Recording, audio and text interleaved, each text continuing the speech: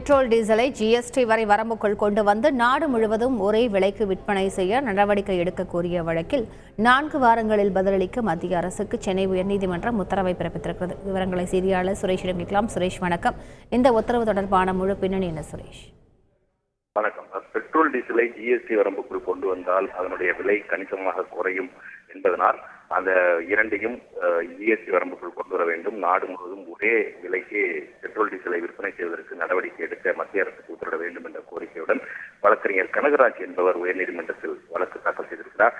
அந்த மனுவில் பெட்ரோல் பொறுத்தவரைக்கும், பெட்ரோல் டீசல் விற்பனையை பொறுத்தவரைக்கும் மாநில அரசுகள் தனிப்பட்ட முறையில வரிகள் விதிப்பதனால குறிப்பிடத்தக்க வருவாயை அரசுகள் பெறுகின்றன. இதனால் இந்த இரு பொருட்களையும் ஜிஎஸ்டி வரம்புக்குள் கொண்டு வருவதற்கு மத்திய மாநில அரசுகளுக்கு இடையில ஒரு ஒருமித்த கருத்து எட்டப்படவில்லை. அதனால் இந்த இரண்டும் ஜிஎஸ்டி வரம்புக்குள் மத்திய அரசு இன்னும் கொண்டு வரல.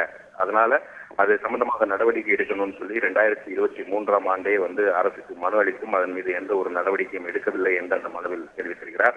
இந்த வழக்கு பொறுப்பு தலைமை நீதிபதி கிருஷ்ணகுமார் மற்றும் நீதிபதி பாலாஜி அடங்கிய அமர்வுல விசாரணைக்கு வந்தபோது மனுதாரர் கனகராஜ் ஆஜராகி என்ன சொல்றாருன்னா, வளைகுடா நாடுகளில் இருந்து கச்சா எண்ணெய் வாங்குறத நம்ம இந்தியா இப்போது நிறுத்திவிட்டு தற்போது ரஷ்யாவிடம் இருந்து குறைந்த விலைக்கு வாங்குகிறார்கள். அதனால் ஏற்படக்கூடிய அந்த விலை குறைப்பு பலன்களை மக்களுக்கு வழங்க வேண்டும். அந்த வகையில ஜிஎஸ்டி வரம்புக்குள்ள பெட்ரோல் மற்றும் டீசலை கொண்டு வரும் பட்சத்தில் தற்போது 100 ரூபாய்க்கு விற்கப்படக்கூடிய பெட்ரோல் டீசல் விலை என்பது 60 முதல் 70 ரூபாயாக குறையும் என்றும் அவர் தெரிவித்தார்.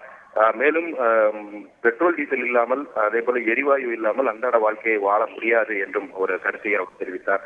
இதற்கு நீதிபதிகள் தமிழகத்துல ரேஷன், வீட்டு வசதி, எரிவாயு எல்லாமே இலவசமாக வழங்கப்படக்கூடிய சூழ்நிலை, டாஸ்மாக் மட்டும்தான் இன்னும் இலவசமாக வழங்கப்படவில்லை என்ற ஒரு கருத்தை தெரிவித்தார்கள். மேலும் அரசினுடைய கொள்கை முடிவு இது என்பதனால இதுல அரசுக்கு எப்படி உத்தரவிட முடியும் என்ற ஒரு கேள்வியும் நீதிபதிகள் எழுப்பினார்கள்.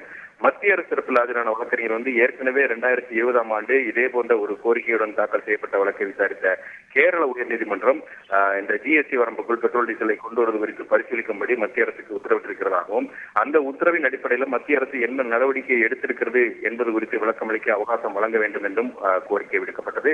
இதை ஏற்றுக்கொண்ட நீதிபதிகள் இந்த மனுவுக்கு 4 வாரங்களில் பதிலளிக்கும்படி மத்திய அரசுக்கு உத்தரவிட்டு வழக்கின் விசாரணையை தள்ளி வைத்திருக்கிறார்கள். விவரங்களுக்கு நன்றி சுரேஷ்.